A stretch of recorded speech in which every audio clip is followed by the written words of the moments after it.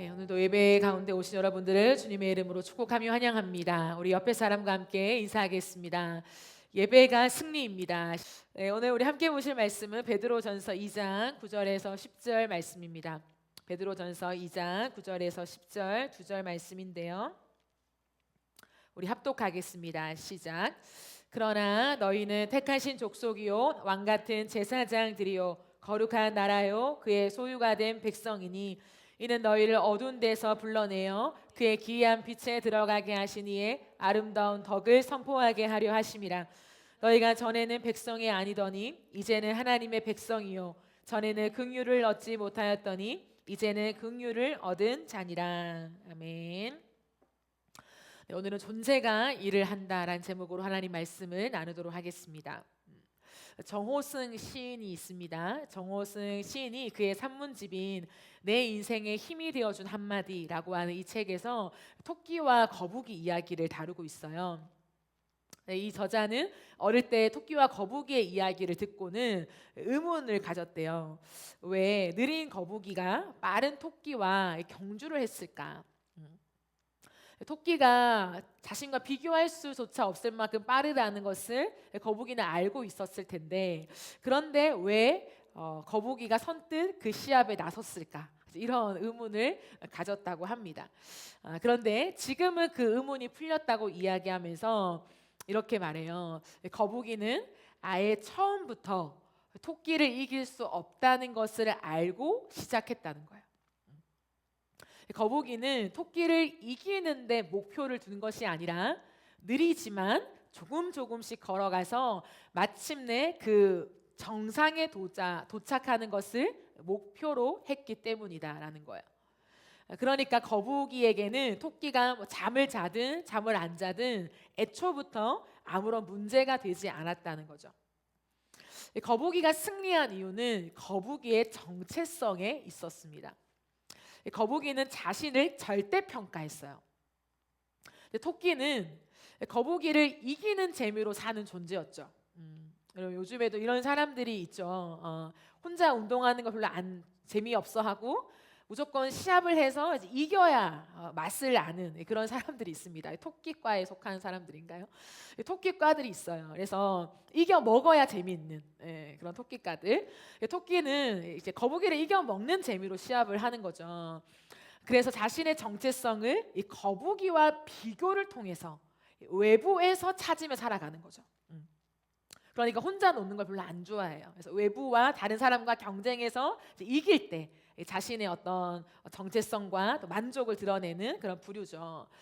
토끼의 목표는 경쟁에서 이기는 것이었고, 경쟁에서 이기게 되면 자아 도취에 빠져서 때로는 헛된 승리감에 도취해 살아갈 때도 있습니다. 결국 그것이 토끼를 패망의 길로 인도해 버리고 말았죠. 근데 반대로 거북이는 자기의 정체성을 외부가 아니라 내면에서 찾았어요. 거북이는 자신의 느림을 알고 있었죠. 근데 자신의 느림을 토끼의 빠름과 비교하진 않았어요. 비교하면서 낙심하고 좌절하고 이렇게 하지 않았다는 거예요. 자신의 경주를 포기하지 않고 끝까지 갔던 그 존재가 거북이라는 거예요. 거북이. 이게 거북이 정체성이에요. 우리는 이 세상을 살아가면서 이기는 것에 초점을 둘 때가 많아요. 여러분은 어떤가요? 여러분의 초점이 어디에 있나요? 많은 사람들, 특별히 현대 사회를 살아가는 청년들을 보면 우리의 초점이 어디에 있냐면 이기는 것에 있어요. 이기는 것. 워낙 경쟁 구도가 너무 강하게 정립되어 있어서 이기려고 살아가죠. 그런데 우리가 이기는 것에 초점을 두고 살아갈 때 우리의 삶이 뜻하지 않는 엉뚱한 방향으로 갈 때가 많아요. 우리의 시선이 끝없이 주변을 향하기 때문이죠. 그럼 토끼는 누구를 바라봐요? 자신이 빠름에도 불구하고 거북이를 의식하며 살아가요. 놀라운 것은 자신보다 한참 느린 그 거북이한테 지잖아요. 달리기를 할 때도 진짜 프로들은 앞만 보고 달려가죠. 근데 아마추어들은 옆을 보고 뒤에서 누가 따라오나를 보다가 때로는 역전을 당하기도 해요. 우리가 살아가는 삶에서 우리는 때로는 이기기 위한 이 조급함이 있다면, 이기는 것에 초점을 두고 어떻게 하면 내가 이기지? 여기에 대한 마음을 두고 살아가면 끝없이 주변을 둘러본다는 거야. 옆에 사람은 얼마나 뛰고 있나? 어디까지 왔나? 나는 지금 어디에 경주하고 있나? 이런 옆에 사람들에게 시선을 많이 빼앗기며 살아가게 됩니다. 그러니까 비교의 덫에서 빠져나올 수가 없어요. 내가 아무리 그래 나는 나된 삶을 살아가고 고유한 내 인생을 걸어갈 거야, 나만의 컬러가 있어 라고 생각하지만 그럼에도 불구하고 비교의 덫에서 벗어날 수가 없는 거예요. 그러다 보니까 그리스도인들에게도 세상 사람들과 다르게 살 때 두려움이 찾아와요. 그리스도인들은 세상과 달라야 하는 것이 당연하죠, 여러분. 당연합니다. 분리되지 않지만 구별되는 삶, 이것이 그리스도인의 정체성이죠. 그 구별됨이 세상과의 차별화를 놓게 돼요. 그럼에도 불구하고 그리스도인들은 어느샌가 걸어가다 보면서 다른 사람들과 다름 때문에 두려움을 느낄 때가 있어요. 내가 이대로 괜찮나? 너무 다른 것 같은데? 이 시즌에 나만 못하고 있는 것 같은데? 라고 하는 그 두려움이 덜컥 우리의 숨통을 막을 때도 있습니다.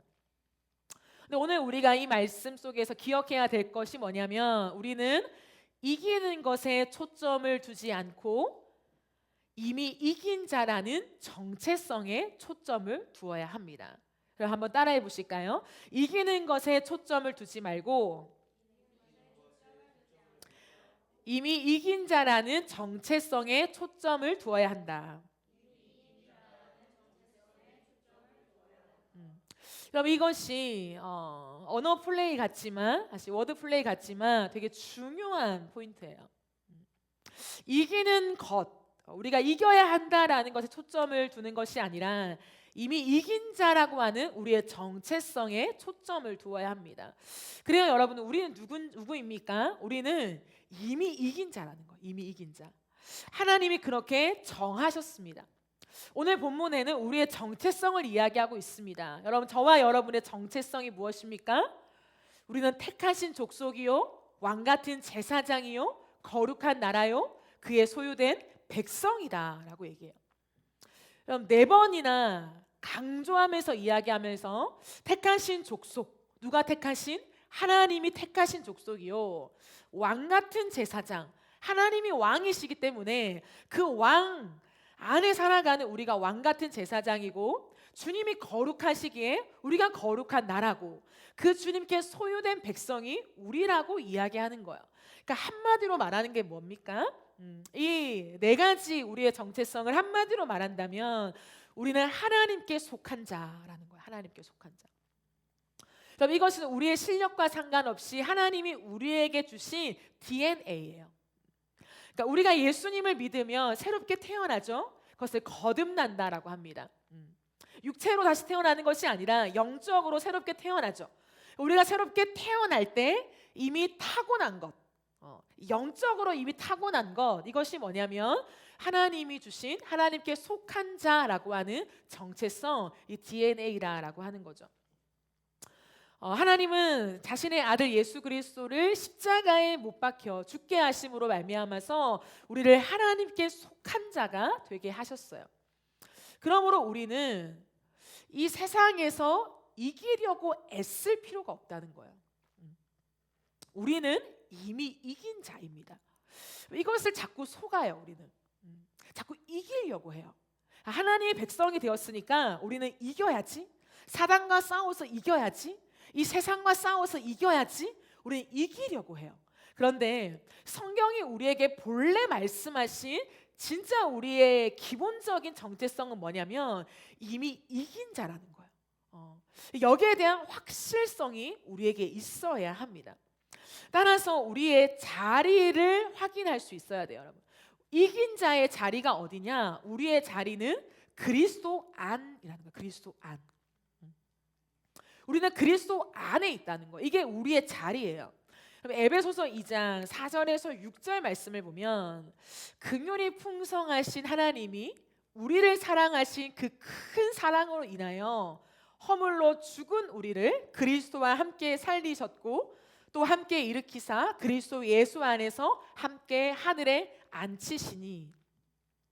그리스도 예수 안에서라고 이야기합니다. 그리스도 예수 안이라고 하는 이 n이라고 하는 헬라어는 자리, 장소를 뜻하는 그런 단어예요.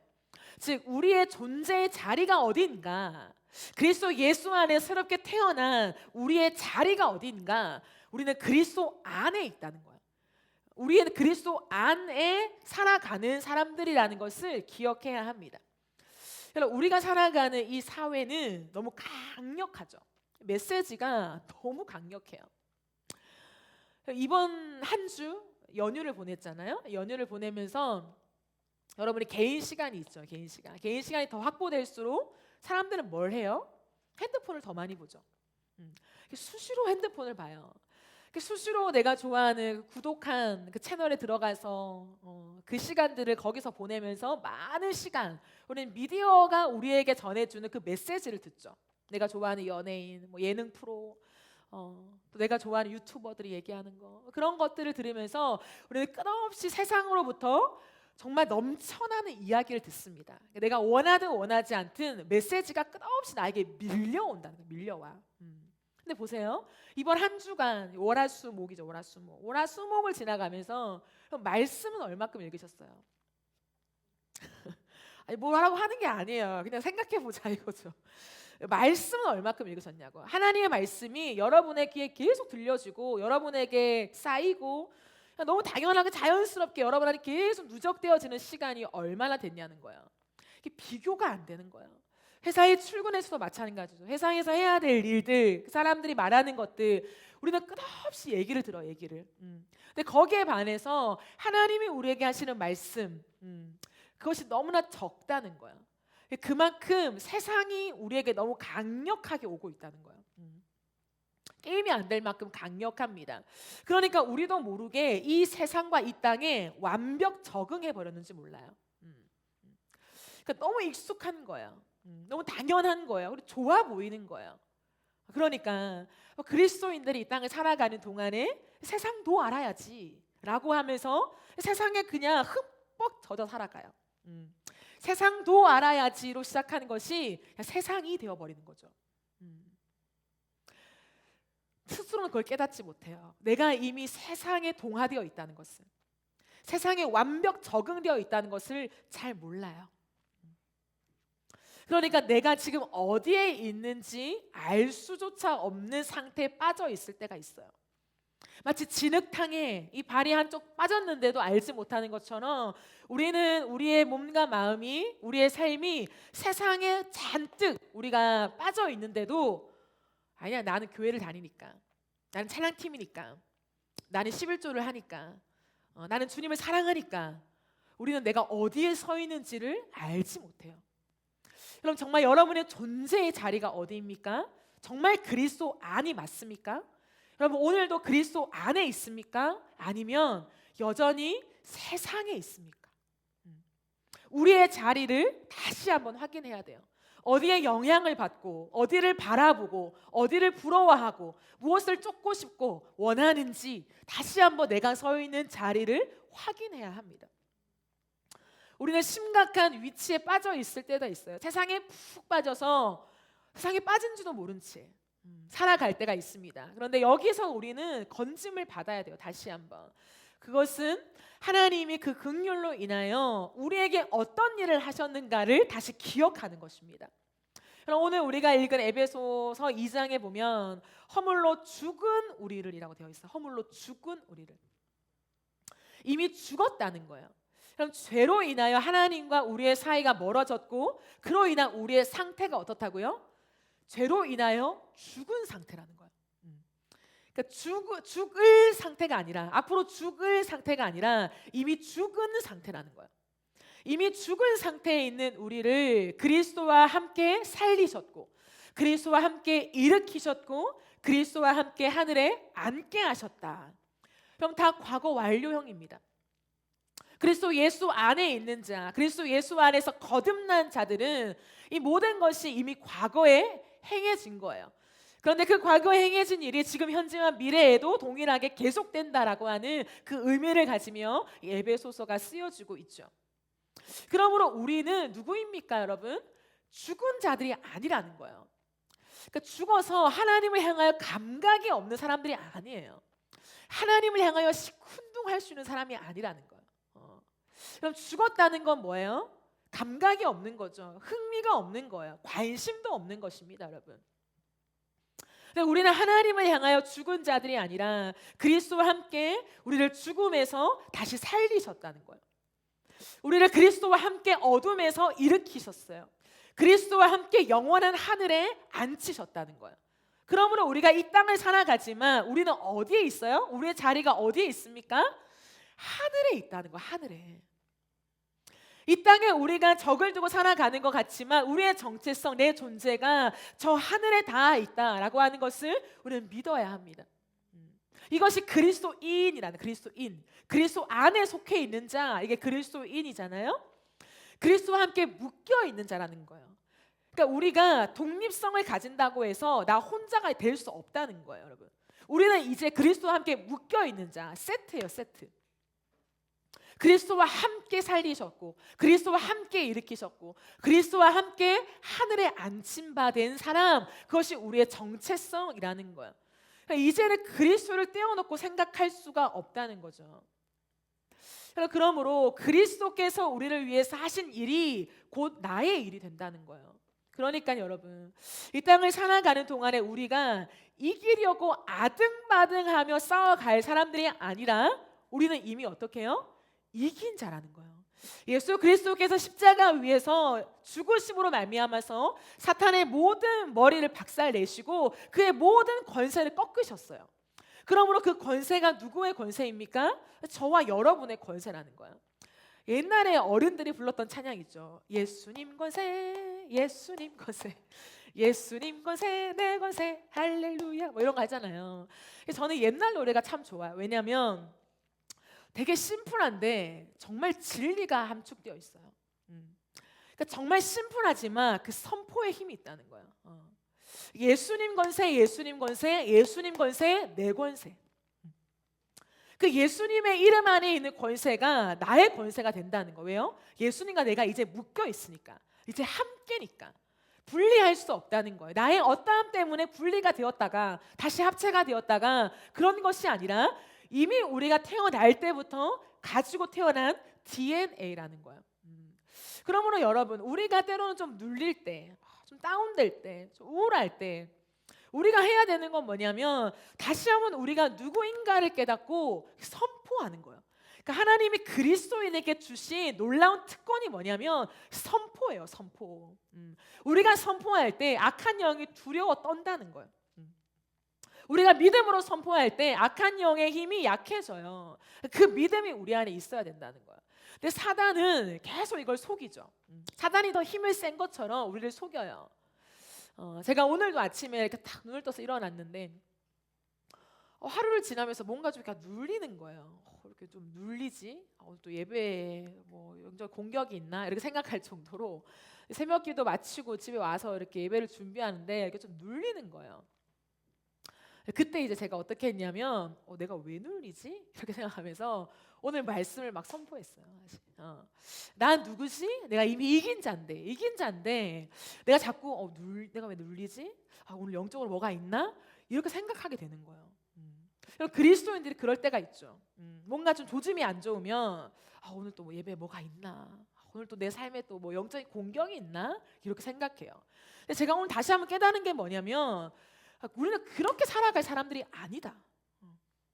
영적인 공격이 올 때, 뭔가 눌릴 때 우리가 할 수 있는 건 뭐냐면 우리에게 있는 특권을 사용하는 거예요. 하나님이 우리에게 이미 주신 그 DNA, 우리의 정체성을 선포하면서 우리에게 주신 그 기쁨을 다시 한번 누리면서 전진하는 거, 이것이 우리가 해야 되는 모습인데 우리가 너무 눌려 있는 거죠. 여러분, 골로새서 2장 3절에 보면 이런 말씀이 있습니다. 그 안에는 지혜와 지식의 모든 보화가 감추어져 있느니라. 그 안에가 누구예요? 그리스도 안에. 그리스도 예수 안에 지혜와 지식의 모든 보화가 다 감추어져 있대요. 그러므로 여러분, 우리가 그리스도 안에 산다, 우리의 자리가 그리스도 안에 있다라고 하는 것은 엄청난 이야기라는 거예요. 그냥 우리가 그리스도에게 속했지 이 정도가 아니라요. 우리가 그리스도 안에 산다는 것은 그 안에 있는 지혜와 지식의 모든 보화가 내 것이라는 거예요. 이 특권이 다시 한번 우리에게 회복되어져야겠다 그런 생각이 들었습니다, 여러분. 우리가 무엇을 해서 획득하고 쟁취하는 것이 아니라 본래 이미 우리의 것이래요. 본래 이미 우리의 것. 제가 학부 때 신학교에서 공부를 하는데 그때 좀 저보다 나이가 많은 선배가 그런 얘기를 하더라고요. 본인이 영어를 너무 못해가지고 나이가 조금 있는데 본인이 영어를 너무 못하는데 저희 학부 때 이제 영어를 했어야 됐어요. 영어로 성경을 읽고 성교 나갈 때 이제 영어로 이제 회화하는 이제 그런 수업이 있었습니다. 근데 자기가 영어를 해도 잘 안 되고 너무 어눌하고 암기도 안 되고 너무 힘들다는 거예요. 근데 어떻게 했냐? 매일 학교에 등교하면서 저희 고신대학교에는 기도실이 있었거든요. 그 기도실에 가서 1시간 동안 하나님 앞에 엎드려서 하나님 앞에 지혜를 구했대요. 하나님, 제가 정말 머리가 나쁘고 하나 암기하면 돌아서면 또 하나 까먹는 정말 공부를 못하는 저인데 하나님이 입학시켜 주셨으니 하나님 감당할 수 있게 도와주세요. 등교하면서 1시간 기도하면서 하나님 앞에 지혜를 구했대요. 근데 그분이요 학기를 마칠 때쯤에 A뿔을 받았는데 진짜 능숙하게 영어를 하시게 됐어요. 그 짧은 10주 넘는 그 시간 동안에 굉장히 영어 실력이 늘었던 거예요. 그분이 간증처럼 저한테 얘기하는 거예요. 본인이 너무 부끄러운 고백이지만 본인이 처음 이렇게 학교에 와서 수업을 들었을 때 너무 부끄럽고 너무 두렵고 어떻게 이 수업을 임해야 될지 몰랐는데 하나님 앞에 매달려서 매일매일 같이 등교하면서 1시간 기도했을 때 하나님이 지혜를 주셨다. 근데 본인은 알잖아요. 얼마나 이 암기력이 안 되는지. 하나 외우면 하나 까먹는다니까요. 그러니까 다시 원점이잖아요. 근데 그런데 하나님이 정말 지혜를 주셔서 자신이 이 학기를 A뿔로 이렇게 패스하게 됐다 이 얘기를 해줬는데 제가 아직도 그게 기억이 나더라고요. 우리가 하나님 앞에 살아가는 사람들로서 우리에게 부족함이 있고 때로는 어려움이 있고 때로는 우리에게 채워지지 않는 무언가가 있을 때 내 힘만 믿는 게 아니라 나는 하면 할 수 있어. 나는 뭐 안 해서 그렇지 뭐 하면 할 수 있어. 이런 교만이 아니라요. 하나님 앞에 엎드려서 하나님의 지혜를 구하고 지식을 구하고 하나님의 풍성한 것들을 우리가 구하며 나아갈 때 하나님이 주신다는 거예요. 그랬을 때 우리가 자만하지 않아요. 교만하지 않아요. 난 원래 똑똑해. 이런 식으로 우리가 교만 떨지 않고 우리의 모든 삶의 일상 속에 하나님의 지혜와 지식과 그 그리스도 안에 있는 모든 것을 나의 것으로 누려가게 만드는 놀라운 특권과 은혜를 주셨다라고 하는 하나님의 놀라우심을 찬양할 수 있게 되는 그런 우리의 삶의 지점을 만들어 가신다라는 거예요. 그러므로 여러분 우리는 어떻게 살아야 될까? 하나님 우리에게 왕 같은 정체성을 주셨는데 우리는 어떻게 살아야 될까요? 이긴 자로 살면 돼요. 너무 심플하더라고요.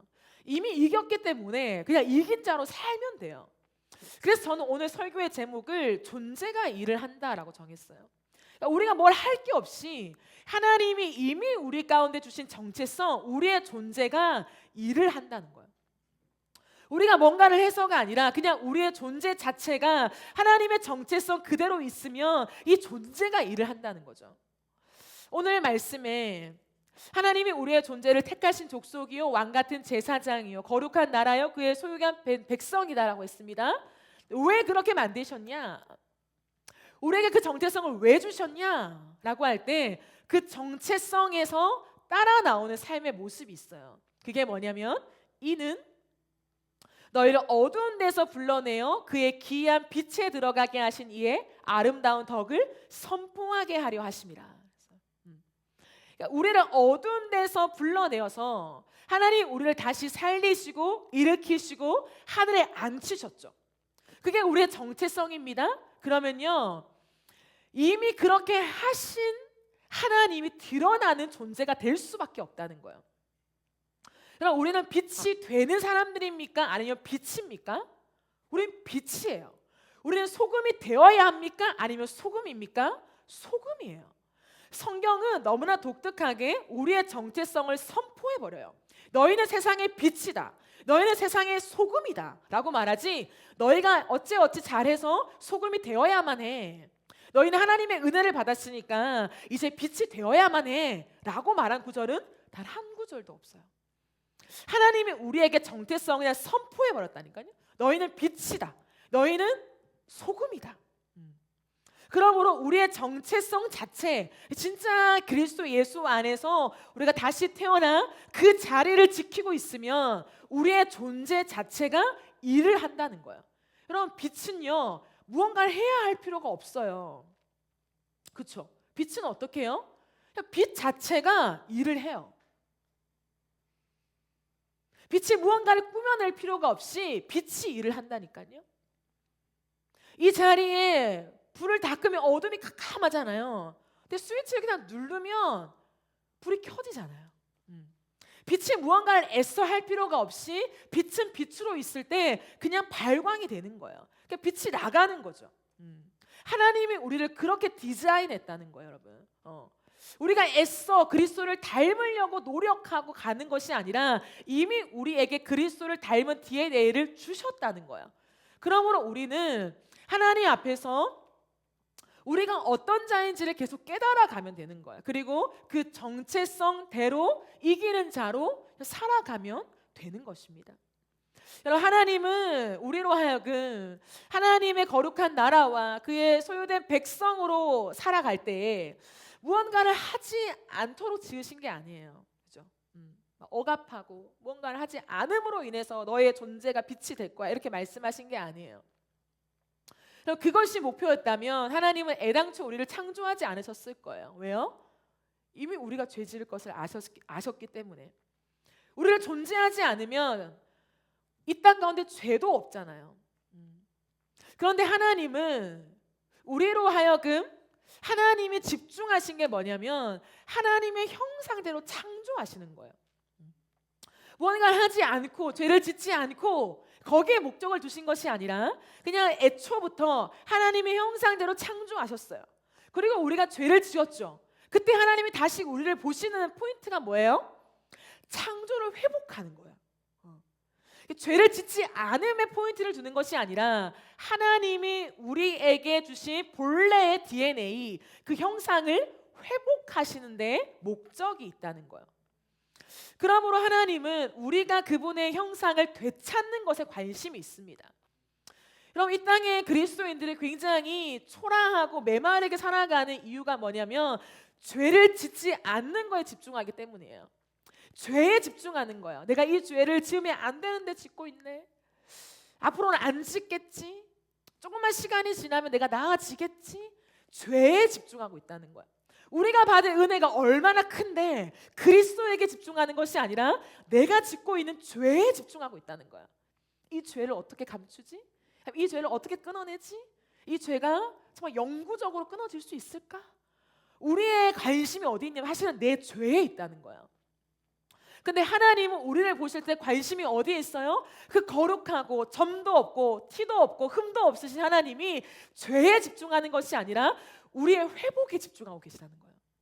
하나님의 형상을 회복하는 것에 온통 관심이 있으시다는 거예요. 그래서 우리를 다시 회복시키셔서 우리의 삶 가운데 역사하시는 하나님의 영광스러운 일에 우리가 다시 참여하기를 기대하신다는 거예요. 이게 하나님의 놀라우심이에요. 그럴 때 우리가 어떤 사람이 되느냐? 이사야 61장 3절은 이렇게 선포하고 있습니다. 무릇 시온에서 슬퍼하는 자에게 화관을 주어 그 죄를 대신하며 기쁨의 기름으로 그 슬픔을 대신하며 찬송의 옷으로 그 근심을 대신하시고 그들이 의의 나무 곧 여호와께서 심으신 그 영광을 나타낼 자라 일컬음을 받게 하려 하심이라. 그럼 뭐예요? 하나님이 우리에게 주시고자 하신 것은 죄에 대한 죄책감이 아니라는 거예요. 죄와 씨름하면서 죄를 조금 이겼다가 또 넘어졌다가 이 죄와 다투는 것이 아니라 우리에게 화관을 주고 싶어 하신다는 거예요. 기쁨의 기름을 확 부어서 우리로 하여금 춤추게 하시는 것이 하나님의 진짜 본심이라는 거예요. 찬송의 옷을 입어서 찬송하는 자로, 하나님을 기뻐하는 자로 살아가게 만드시는 거예요. 그래서 그 모습, 하나님을 찬양하고 기뻐하고 선포하고 정말 그 빛대로 살아가는 우리를 통하여서 하나님의 영광을 나타낸다는 거예요. 왜요? 하나님이 기쁨 자체이시니까. 하나님의 빛 자체이시니까. 하나님이 찬송 자체이시기 때문에 우리로 하여금 우리가 주님을 찬양할 때 하나님의 영광이 드러날 수밖에 없게 만든다라는 거예요. 그러므로 여러분, 우리가 진짜 하나님의 창조하신 그 창조의 모습을 회복한다면 나라는 존재 자체가 하나님을 드러내는 존재가 되는 거예요. 하나님은 지금 이 작업을 하는 거죠. 그리고 사단은 이것을 막아요. 계속 막아요. 그러니까 그리스도인들에게도 뭘 부추겨요? 토끼의 정체성을 부추기는 거예요. 다른 교회보다 너희가 더 빨리 가야 돼. 다른 교회보다 너희는 특별함이 있어야 돼. 다른 그리스도인들보다 너희는 조금 더 거룩하게, 조금 더 주님의 영광을 드러내는 어떠한 너만의 메리트가 있어야 돼. 너만의 무기가 있어야 돼. 다 거짓말이더라고요. 그리스도인들의 함정이에요. 거룩하다고 일컫는 하나님을 사랑하는 조금 더 좁혀진 그 거룩한 무리, 그 사람들이 빠지는, 우리 같은 사람들이 빠지는 함정이 뭐냐면 바로 이 포인트더라고요. 그러니까 우리도 조급해지는 거예요. 나도 뭔가 해야 될 것 같은. 이것에 굉장히 사로잡혀서 조금 더 나은 그리스도인, 조금 더 멋진 사역자, 좀 더 대단한 사역을 하는, 남들이 하지 않은 그 무언가를 하는, 거기에 관심이 있는 거예요. 그러니까 다치는 거죠. 분명히 100점 100승할 경기를 100점 100패 해버리는 거예요. 말도 안 되는 실패가 우리의 삶에 오고 있는 거죠. 그럼 우리는 우리의 존재 자체를 만드신 그 하나님 앞에 서 있으면 그냥 승리하는 거예요. 하나님이 우리에게 주신 너무나 큰 선물이에요. 그래서 다르게 사는 것을 두려워할 필요가 없어요. 우리가 거룩한 삶을 살 때에 세상은 처음에는 비아냥거리고 멸시할지 모르죠. 그러나 거룩한 삶을 유지하고 우리의 얼굴에서 해같이 빛나는 기쁨이 있고 어떠한 상황과 환경 속에서 하나님을 찬양하고 내 이익을 위한 것이 아니라 하나님의 영광을 위해 살아가는 그 가치를 발견할 때 사람들은 나중에 우리를 두려워해요. 그리스도인들을 두려워합니다. 이것이 하나님이 전도에 미련한 것으로 하나님의 영광을 드러내시는 방식이에요.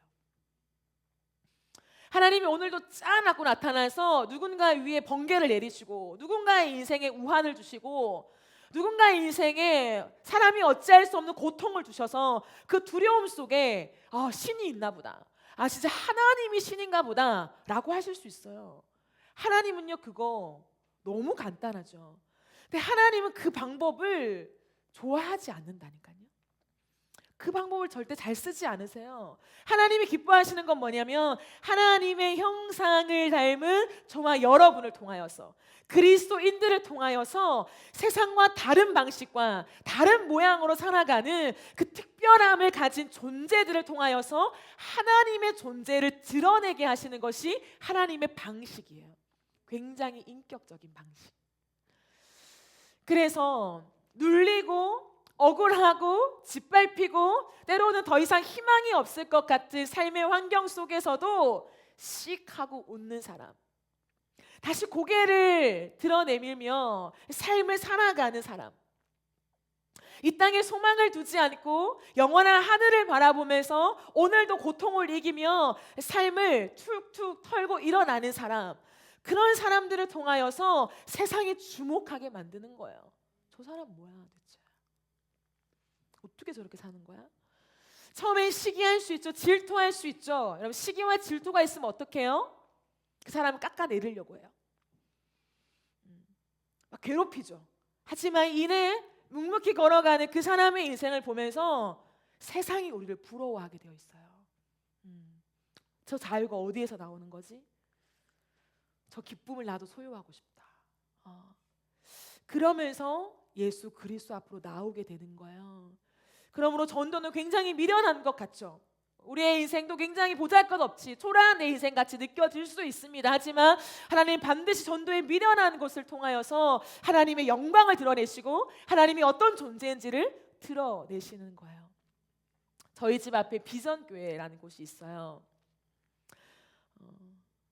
바로 앞에 교회가 있어요. 제법 좀 큰 교회인 것 같아요. 동네에서는 잘 모르니까 가는데 어떤 한 권사님이 계세요. 제가 그 권사님을 어떻게 알게 됐냐면 늘 전도지를 나눠주세요. 전도지를. 그런데 제가 어디서 처음 봤냐면 성수역 4번 출구 앞에서 봤어요. 제가 이제 마을버스를 타려고 기다리는데 누가 이렇게 막 전도를 하시는 거예요. 그래서 받았는데 비전 교회인 거예요. 우리 집 앞에 있는 교회네. 너무 해맑게 웃으시면서 예수님 믿으세요 이렇게 하시는 거예요.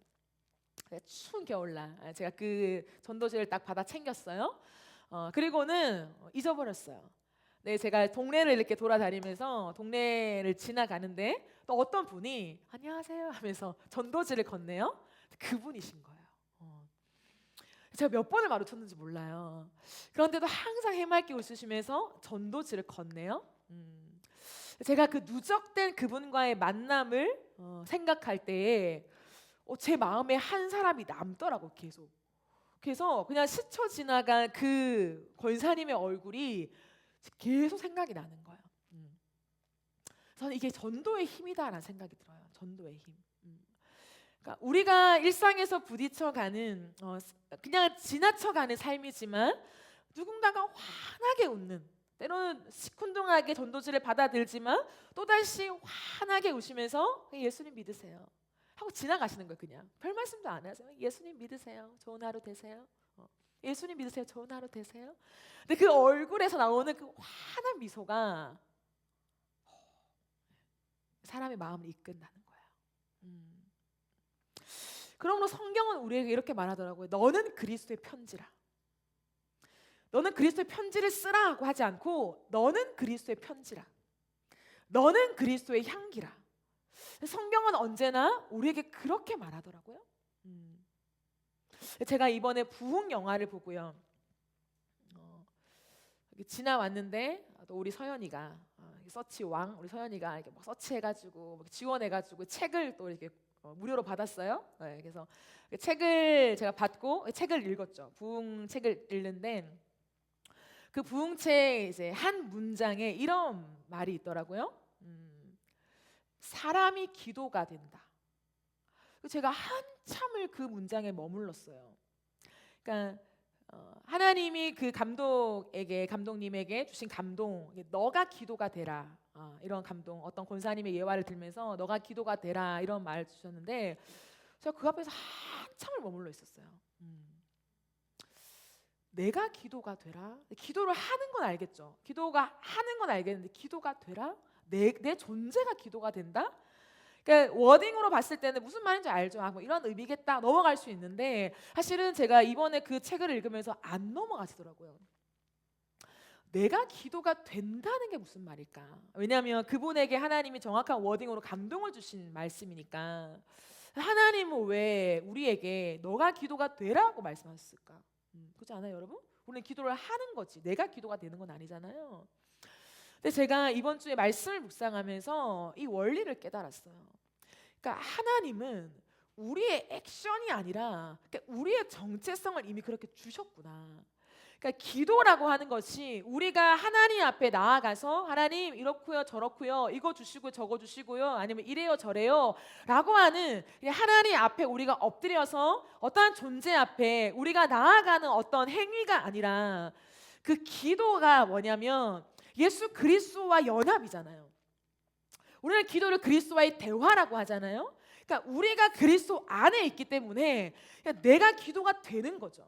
즉 뭐냐면 기도하는 시간, 그게 1시간이든 2시간이든 5시간이든 내가 그 기도를 하는 시간만이 기도가 아니라 내가 24시간 그리스도 안에 있을 때 내가 기도가 되는 거야. 이게 너무 놀라운 거야. 그러니까 우리가 때로는 하나님 앞에서 어떠한 골방에 어떠한 자리에 꼭 있지 않아도 우리가 24시간 우리가 어디에 있든지 우리의 삶의 모든 곳이 성소가 될 수 있다라는 의미이죠. 우리가 걸어가는 모든 곳에서 내 존재가 그냥 그리스도 안에 있기만 하면 내 존재 자체가 기도가 되어서 하나님이 이미 나에게 주신 많은 능력과 많은 은사와 권세가 그냥 나타나게 된다는 거예요. 하나님 이 권세를 주세요. 하나님 약한 영이 떠나가게 해주세요. 하나님 지금 이곳에 있는 하나님 좋지 못한 이 기운들이 하나님 다 달아나고 하나님 영광이 오게 해주세요 라고 우리가 기도하지 않아도 내가 그리스도 안에 있는 채로 이곳을 걸어가기만 해도 여기 있는 악한 영들이 떠나가고, 우리가 어떤 워딩으로 기도하지 않아도 주의 빛이 임하고 우리 안에 있는 묶여있는 것들이 풀려지고 우리 안에 하나님과의 다시금 원활한 사귐이 일어나게 되는 놀라운 기도의 역사들이 내 존재를 통하여서 나타나게 된다는 거예요. 이것이 우리의 존재 자체구나 라는 것을 자 이번 주에 깊이 깨닫게 되었습니다. 내가 어쩌면 조금 핀트가 엇나간 채로 신앙생활을 끝까지 갈 뻔했다. 그러므로 우리가 기도하지 말자, 장소에 나가지 말자 이 말을 하는 것이 아니에요.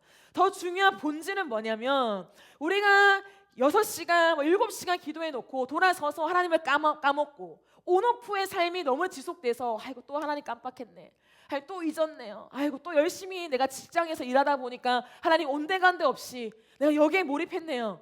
이럴 사람들이 아니라는 거예요. 우리는 직장에서 일하고 가정에서 때로는 육아하면서 하나님 정신없이 다 잊었네가 아니라 그냥 내 존재가 하나님 안에 있다 보면 내가 아이를 키울 때도 그냥 그 아이를 키우는 것 자체가 하나님의 영광이 되고 하나님의 빛이 나가고 그 자녀가 하나님을 알게 되고 하나님을 닮게 되는 자연스러운 역사들이 내 존재를 통해서 일어나게 된다는 거예요. 그러니까 여러분 온오프가 아니에요.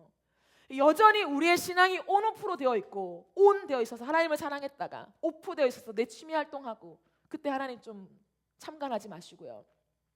이런 인생이 아니라는 거예요. 그건 그리스도인이 아니에요. 여러분, 그리스도인의 이 정체성을 착각하고 있는 거예요. 우리는 그리스도 안에서 완전히 그 자리에서 시작했고 그 자리 안에서 주님과 연합된 사람들이란 말이에요. 그러니까 분리될 수가 없는 거예요. 떨어질 수가 없는 거예요. 그리스도인이 되었다면 여전히 안 됐을 수는 있어요. 그건 모르겠어요. 근데 그리스도인이 되었다면, 거듭났다면, 진짜 우리가 하나님의 자녀라면 우리가 무언가를 해서 되는 게 아니라 그냥 우리 존재 자체가 그렇게 되어버린 거예요. 하나님이 그렇게 여겨주신 거예요. 그러므로 여러분 두려워하지 마십시오. 우리가 세상을 두려워하며 전전긍긍하며 따라가야 되는 대상이 아니라 세상이 우리를 따라오게 만들어야 되는 거예요. 그러면 어둠이 이깁니까? 빛이 이깁니까? 당연히 빛이 이기죠. 우리는 빛이라니까요. 빛이라니까요. 여러분 아무리 부패한 곳에서 소금이 있으면요 그곳은 살아나요. 그러므로 여러분 우리에게 우리의 정체성은 회복 그 자체예요. 여러분이 여러분의 가정에 있다면 그 가정은 반드시 회복될 거예요. 그것을 믿고 우리가 가야 된다는 거예요. 아무리 지금 회복이 안 될 것 같고 도저히 우리 가정은 손 쓸 수가 없을 것 같아요? 아니요. 우리의 정체성이 그리스도 안에 있다면 우리의 가정에 여러분이 선포하셔야 돼요. 그리고 여러분의 존재가 그 가정 안에 계속해서 살아간다면 그 가정은 반드시 회복이 됩니다. 그 믿음을 갖고 살아가야 돼요. 그러므로 여러분 처음에는 우리가 막 이 세상에서 진실하면 죽을 것 같고 진실하면 손해볼 것 같고 내가 마이너스가 될 것 같고 망할 것 같지만 아니요. 여러분 진실은 거짓을 이기게 되어 있습니다. 우선은 불법이 이기는 것 같죠. 그러나 결국은 정의가 이겨요. 이게 뭐냐면 정체성으로 살아가는 삶이에요. 조금만 편법 쓰면 100만 원 아낄 수 있을 것 같고 1000만 원 정도 아낄 수 있을 것 같고 여러분 그 1000만 원 아끼려고 하다가 1억을 잃을 수도 있어요. 하나님 앞에서 우리가 살아가는 방식은 내 손 안에서 계산기를 두드리면서 지금 조금만 눈 감으면 다 그렇게 하던데 그러면 이 돈을 아껴서 더 잘할 수 있지 않나? 또 하나님 앞에 11조도 하고 하나님은요 11조를 받고 싶은 게 아니라 깨끗한 돈을 받으세요. 정확하게 아셔야 돼요. 하나님이 돈이 없어서 일하시는 게 아니라 깨끗한 사람이 없어서 일하시지 못하는 거예요. 하나님 오늘도 투명하고 깨끗하고 진실하고 하나님 앞에 바로 서 있는 사람의 그 사람들의 인생을 통하여 하나님 오늘도 온 열방을 움직여 가십니다. 그러므로 하나님을 불쌍하게 취급하지 마세요, 여러분. 내가 도와드려야 될 것처럼, 내 돈을 막 내가 드려야 될 것처럼. No. 하나님이 써주시는 거지 내가 주는 게 뭐 보탬이 되는 게 아니에요, 여러분. 착각하지 마세요, 혹시라도. 그러므로 하나님 앞에 있어서 가장 중요한 거, 그리스도인의 삶에서 가장 중요한 건 뭐냐면 깨끗하게 살아가는 거예요. 불법과 편법을 쓰지 않고 정의로 진실로 살아가는 삶, 그것이 하나님이 사용하시는 사람의 특징입니다. 사단은 끊임없이 우리에게 생활에 염려를 심어주죠. 땅에 속한 자가 되게 만듭니다. 땅만 바라보게 만들어요. 그런데 예수님이 정확하게 우리에게 경고하셨습니다. 누가복음 21장 34절. 너희는 스스로 조심해서 방탕과 술 취함과 세상살이의 걱정으로 너희의 마음이 짓눌리지 않게 하고 또한 그날이 덫과 같이 너에게 닥치지 않게 하여라. 여러분, 사단은 우리를 잘 알죠. 세상을 살아가는 동안에 우리를 묶고 있는 것이 무엇인지 세상살이의 염려라는 거야. 근데 그것으로 인해서 너희의 마음이 짓눌리지 않도록 조심하라고 예수님 말씀하십니다. 따라서 이긴 자로 살아가는 것은 육체의 욕심을 따라 살지 않고 하나님을 선전하는 삶을 사는 것입니다. 인생의 궁극적인 목적을 내 육체의 욕심을 이루는 것에 두면 안 돼요. 그러면요, 이방신을 섬기는 것 같은 모양이 나와요. 하나님을 자꾸 내 욕심을 채워주시는 분으로 만들어가는 거예요. 하나님 이거 채워주세요, 저거 필요해요, 이렇게 되는 거예요. 근데 우리의 삶은 뭐냐면 이미 우리를 죽은 자에 살리셨기 때문에, 이미 우리를 절망에서 건지셨기 때문에 우리는 이긴 자라는 거예요. 이긴 자의 권세, 영원한 나라, 영원한 생명을 주셨기 때문에 우리가 이 땅에 살아가는 동안에 하나님을 선전하며 살아가는 것이 우리의 삶의 목적이 되어야 합니다. 언제나 우리의 변함없는 방향이 되어야 돼요. 그러므로 우리의 존재, 우리의 언어, 우리의 삶, 우리의 선택을 통하여서 하나님을 자랑하는 삶을 살아야 돼요. 내 자랑이 아니라 내 이름 드러내고 내 실력, 내 능력을 자랑하는 삶이 아니라 그런 그리스도인이 아니에요. 그리스도인의 삶은 그리스도에게 속하여서 내가 아니라 주님을 드러내는 사람들입니다. 하나님이 나에게 하신 일과 내 가정에 하신 일과 내 직장에서 하신 일과 내 삶에서 하신 하나님이 얼마나 큰 일과 위대한 일을 하셨는지 하나님의 아름다우심을 선전하는 사람, 그게 그리스도인이에요. 왕 같은 제사장입니다. 그래서 세상 사람들과 하나님을 연결해주는 브릿지의 역할, 그들이 끝없이 하나님께 갈 수 있도록 그 다리의 역할을 감당하는 것이 그리스도인이라는 거예요. 여러분, 그러므로 세례 요한의 고백을 기억하십시오. 그는 광야에서 절제되고 검소한 삶을 살아가면서 그의 심장에 새겨진 한 줄이 무엇입니까? 그는 흥하여야 하겠고 나는 쇠하여야 하리라. 그는 흥하여야 하겠고 나는 쇠하여야 하리라. 자신의 제자들이 와서 사람들의 모든 마음들이 다 예수님께로 갑니다. 제자들마저도 흔들리면서 세례 요한이 아니라 예수님께로 갈 때에 세례 요한이 정확하게 말하죠. 그는 흥하여야 하겠고 나는 쇠하여야 한다. 그게 왜? 이렇게 말해요. 여러분, 높아지고 싶으십니까? 예수님께 너무 멀어져 있는 거예요. 여러분의 이름을 드러내고 싶습니까? 여러분을 잘했다고 칭찬하는 그 말을 듣고 싶어요? 너는 특별해, 너는 하나님이 크게 쓰실 거야, 너의 인생에 하나님의 놀라운 일이 있어, 그 말 듣는 게 너무 좋아요? 주님께 멀어지고 있는 거예요. 거기에 너무 혹하지 마세요. 이미 우리는 승리한 자예요. 이미 이긴 자예요. 그리고 우리를 부르신 부르심대로 우리는 살아가게 될 거예요. 더 높아질 필요도, 더 자랑할 필요도, 더 옷줄 뗄 필요도 없습니다. 하나님이 각자를 부르신 모양대로 우리는 살면서 그게 높은 자리든 낮은 자리든 그게 부유한 자리든 그게 때로는 조금은 아무것도 가진 것이 없는 자리든 상관없이 그 자리마다 하나님의 영광을 드러내게 하실 거예요. 하나님의 아름다움을 선전하게 하실 거예요. 그러므로 우리의 동일한 목표가 무엇입니까? 하나님을 자랑하는 거, 하나님을 선전하는 거, 하나님을 높이는 거. 빈궁에 처해 있든지 부유함에 처해 있든지 내 삶에 어떠한 감옥에 처해 있든지 아니면 내 삶이 고속도로를 달리든지 그 어떤 자리에 상관없이 우리가 있는 모든 자리에서 그냥 그리스도를 높이는 거, 하나님이 나에게 하신 일을 높이는 거, 그리고 나에게뿐만 아니라 당신에게도 그 일을 행하실 거라고, 그 어둠에서 나오게 하실 거라고, 하나님의 형상을 회복하게 하실 거라고, 우리는 빛이고 소금이고 우리는 기쁨이라고. 그리고 그렇게 그 사람에게 말해줄 수 있는 그러한 브릿지의 역할을 감당하는 왕 같은 제사장, 거룩한 나라, 그의 소유된 백성이요 택한 족속으로 살아가는 저와 여러분 되어지기를 예수님의 이름으로 축복합니다. 우리 이 시간 함께 찬양하며 기도하는 시간을 가지겠습니다.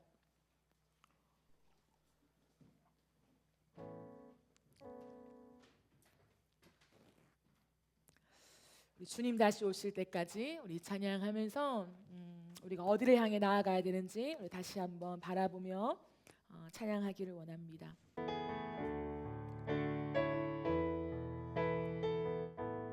주님 다시 오실 때까지, 주님 다시 오실 때까지 나는 이 길을 가리라.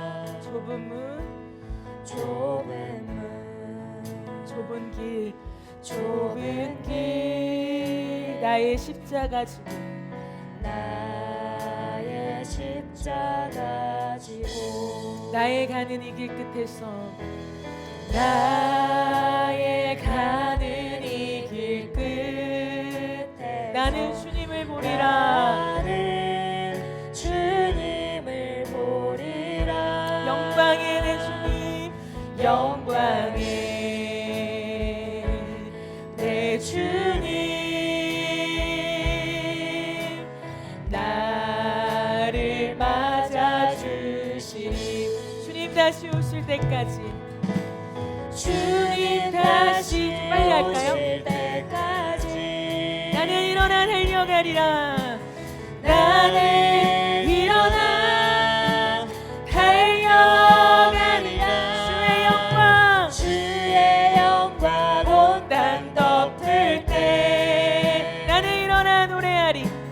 나는 일어나 노래하리. 늘 사모하는 주님, 늘 사모하는 주님, 온 세상 구주시라.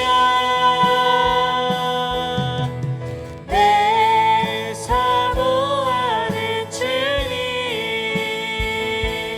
영광의 우리 처음부터 고백합시다. 주님 다시 오실 때까지, 주님 다시 오실 때까지 나는 이 길을 가리라. 좁은 문, 좁은 문, 좁은 길, 좁은 길, 나의 십자가 지고, 나의 십자가 지고, 나의 가는 이 길 끝에서, 나의 가는 이 길 끝, 나는 주님을 보리라. 나는 주님을 보리라. 영광의 내 주님, 영광의 내 주님, 나를 맞아 주시리. 나를 할렐루야. 그날은 반드시 맞아주시리. 옵니다. 주님 다시 오실 때까지, 주님 다시 오실 때까지 나는 일어나 달려가리라. 나는 일어나 달려가리라. 주의 영광 온 땅 덮을 때 나는 일어나 노래하리. 나는 일어나 노래하리. 우리는 이미 승리한 자입니다. 내 사모하는 주님,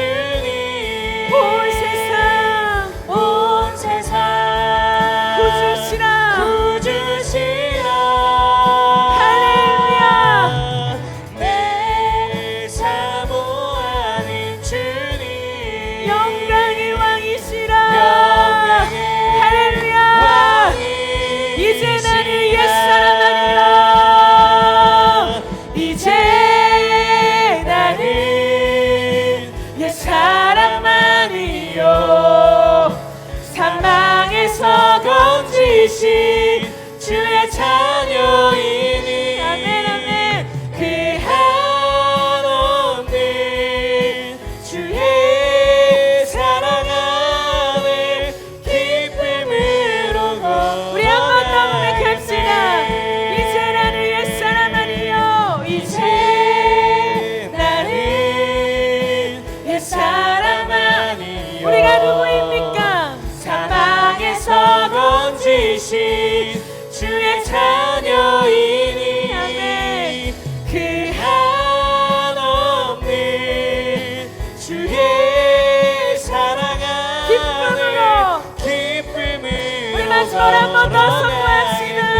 이제 나는 옛사람 아니요 이제 나는 옛사람 아니요 사망에서 건지신 주의 자녀이니 그 한없는 주의 사랑 안에 기쁨으로 걸어가겠네. 우리 함께 기도합시다. 여러분, 우리의 정체성은 그리스도 안에서 주어졌어요. 택하신 족속이요, 왕 같은 제사장이요, 거룩한 나라요, 그의 소유가 된 백성입니다.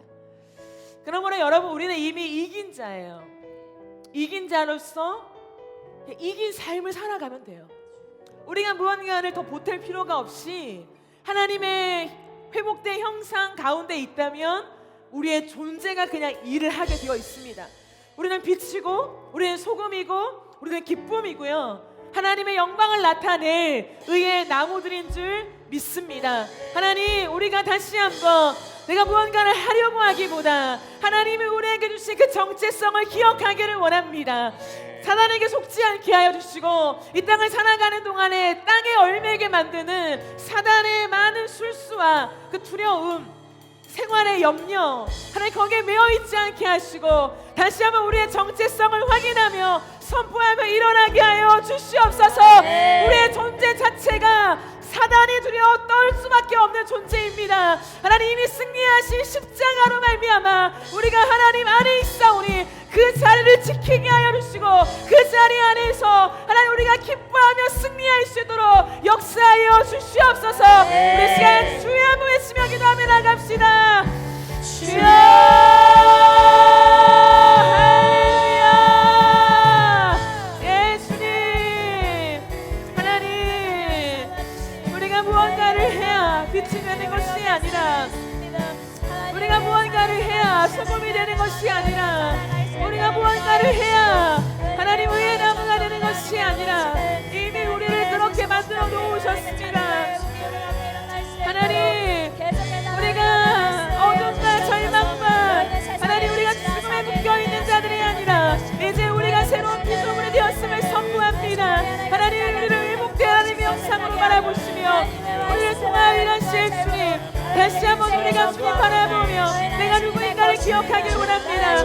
택하신 족속이요, 왕같은 제사장이요, 거룩한 나라요, 그의 소유가 된 백성이라고 하나님 우리에게 말씀하셨습니다. 하나님, 우리가 그리스도 안에 있습니다. 하나님, 우리를 묶고 있는 우리의 정체성을 하나님 굉장한 하나님 좁은 것에 두고 있는 모든 악한 영의 메시지와 하나님 그 말들이 다 떠나가게 하시고, 우리가 다시 한번 하나님이 우리를 디자인하신 하나님 그 음성에 집중하여 나아가길 원합니다. 주로 들어있는 우리의 어깨를 펴고 우리의 땅 가운데 당당하게 믿음의 삶을 살아가게 하여 주옵소서. 두려워하지 않게 하시고 염려하지 않게 하시고, 이 세상의 돈과 하나님 안정과 하나님 우리의 죽음을 두려워하지 않게 하시고, 죽음조차 이기는 그 생명력을 가지고 이 땅을 살아가게 하여 주옵소서. 사망아, 너의 쏘는 것이 어디 있느냐. 죽음을 두려워하는 우리의 인생의 모든 그늘들이 하나님 다 사라지게 하시고 무너지게 하여 주십시오. 우리는 빛입니다. 우리는 소금입니다. 하나님, 내가 소금이 되어야 되는, 빛이 되어야 되는 것이 아님을, 나의 어떠함 때문에 우리의 정체성이 주어지는 것이 아님을 하나님 기억하게 하여 주옵소서. 너는 세상의 빛이라, 너는 세상의 소금이라, 너는 그리스도의 편지라, 너는 그리스도의 향기라. 하나님 우리에게 선포하신 그 정체성을 가지고 우리가 살아가게 하여 주시옵소서. 우리가 갈 때에 어둠이 떠나가며 하나님 투명하는 존재들임을 우리가 기억하게 하여 주옵소서. 우리가 왕의 자녀입니다. 우리가 왕의 자녀입니다. 하나님 나라의 공주와 하나님 나라의 왕자들입니다. 하나님 우리가 이 정체성을 가지고 이 땅을 향하여 선포하게 하시고 하나님 이 땅을 향하여 우리가 하나님 당당하게 살아가게 하여 주옵소서. 질병도 우리의 육체의 아픔도 우리의 가난도 우리의 삶의 문제도 더 이상 우리를 묶을 수 없음을 선포합니다. 하나님 그 질병과 우리의 삶의 문제와 어려움,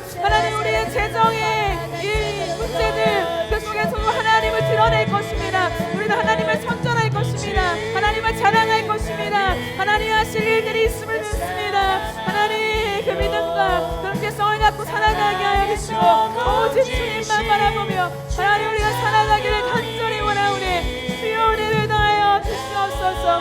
예 주님, 예 주님, 하나님, 하나님, 오 주님만을 바라며 나아갑니다. 주님, 우리 지금 한 가지 더 기도합시다. 사랑하는 여러분, 하나님이 우리를 그 정체성으로 부르시면서 우리가 그 정체성으로 살아갈 때 우리를 어두운 데서 불러내어 그의 기이한 빛에 들어가게 하신 하나님의 아름다우심을 선전하게 하신다고 했어요. 그게 우리의 삶입니다. 우리가 무언가를 해서가 아니라 우리의 존재 자체에서 뿜어나오는 하나님의 형상이 있대요. 그 형상을 사람들이 보면서 보이지 않는 하나님을 보는 것 같이 그 하나님을 흠모하고 사모하게 만드는 일들이 일어나게 될 것입니다. 이 시간 기도하며 나아갈 때 하나님, 내가 이긴 자로 살게 하여 주십시오. 무언가를 덧붙여 토끼 같은 정체성을 가지고 비교하며 내가 누군가를 이겨먹는 삶을 살아가려고 하는 것이 아니라 하나님, 내가 그 하나의 목적, 그리스도를 높이는 삶, 하나님의 살아계심을 선전하는 삶, 그 하나의 목적을 갖고 달려나갈 수 있는 하나님의 사람 되게 하여 주시옵소서. 우리의 부르심 따라 살아야 됩니다. 각자의 부르심이 달라요. 여러분, 높은 곳을 지향하지 마세요. 높은 곳에 세운 사람도 있고 낮은 곳에 세운 사람도 있고, 하나님이 돈을 통하여 역사하실 사람도 있고 때로는 가난을 통하여 역사하실 사람도 있는 거예요. 그 어떤 모양이든지 간에 하나님은 우리의 삶을 만족해 하시며 이길 힘을 주시며 우리를 넉넉하게 승리하게 하실 줄 믿습니다. 하나님, 나의 부르심 따라 살게 하여 주옵소서. 그 부르심을 겪을 때, 걸어갈 때 하나님의 빛이 비춰질 것입니다. 하나님, 내 부르심을 통하여 이 땅 가운데 주의 영광을 드러내게 하여 주시옵소서. 그 부르심대로만 걸어갈 수 있도록 주여 나를 붙잡아 주시옵소서. 주여 한번 외치며 기도하며 나갑니다. 주여,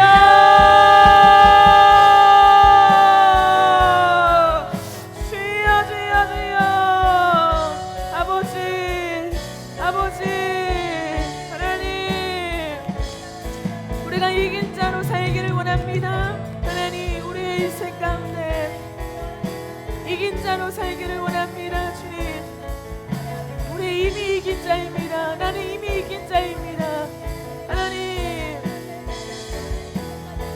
토끼와 거북이 이야기에서 그 토끼의 정체성을 가지며 끝없이 비교하며 남들의 시선을 의식하며 하나님, 내가 이겨 먹으려는 삶이 아니라 하나님, 나도 앞서고 싶은 삶이 아니라 묵묵히 내 길을 걸어가는 거북이 정체성이 우리에게 있게 하여 주옵소서. 하나님, 묵묵히 절대 평가를 하며 내게 부르신 부르심의 길을 향하여 달려갈 수 있는 거북이 정체성이 나에게 있게 하여 주옵소서. 하나님, 그래서 하나님이 나에게 하신 그 일들을 바라보며 그 부르심을 따라 하나님을 선전하는 삶을 살게 하여 주옵소서. 먹든지 마시든지 무엇을 하든지 하나님의 영광을 위하여 하라. 너희가 먹든지 마시든지 무엇을 하든지 하나님의 영광을 위하여 하라.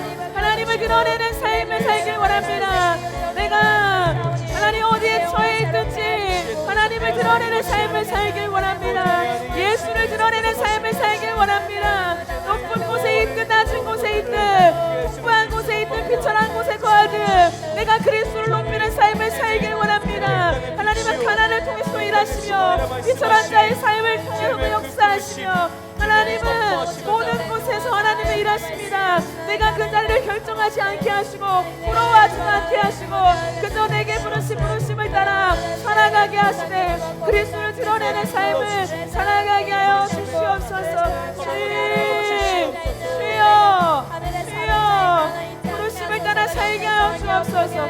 생활의 염려로 근심하여 하나님 우리가 덫에 걸리지 않게 하시고 우리의 정체성대로 하나님의 자녀답게 살게 하여 주옵소서. 이긴 자답게 살게 하여 주옵소서. 하나님 우리의 정체성대로 살게 하여 주옵소서. 그래야 할 때 우리의 존재가 일어날 줄 믿습니다. 우리의 존재를 통하여 하나님을 드러내게 하실 줄 믿습니다. 아버지 우리의 정체성이 다입니다. 하나님이 우리에게 그 정체성을 주셨기에 이미 우리는 승리한 자입니다.